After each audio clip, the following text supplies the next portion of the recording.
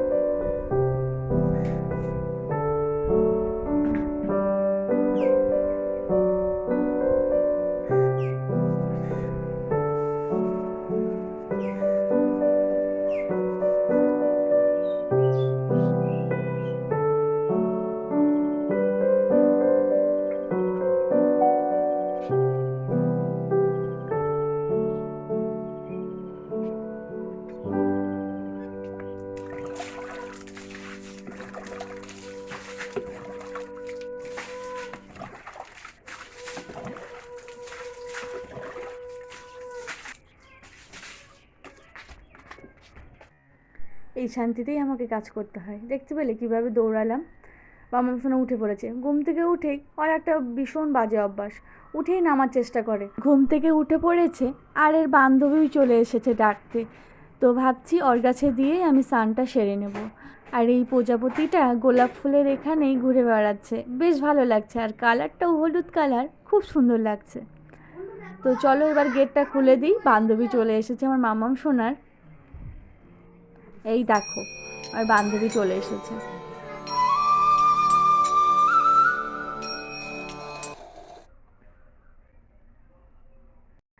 নন্দিনী আর মাম্মাম সোনা দুজনে খেলছিল, আমি পুজোটা দিয়ে নিলাম। পুজোটা দেওয়া হয়েছে আমার অনেক সময় হয়ে গেছে। আর ঘড়ির কাঁটায় বাজে এখন 5:45। ছেলে চলে এসেছে, এসে এই যে খেলনাগুলো নিয়ে পড়েছে।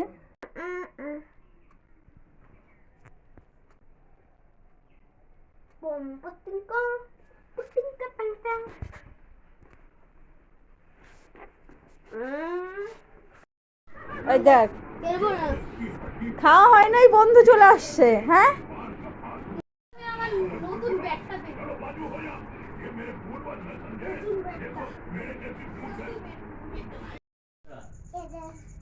এইটা শুনি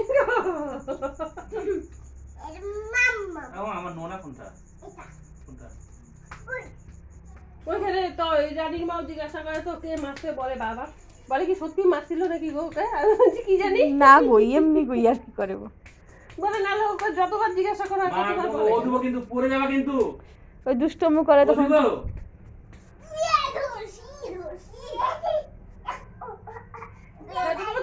ছেড়ে দে ব্যথা ব্যথা ব্যথা ছেড়ে দে ব্যথা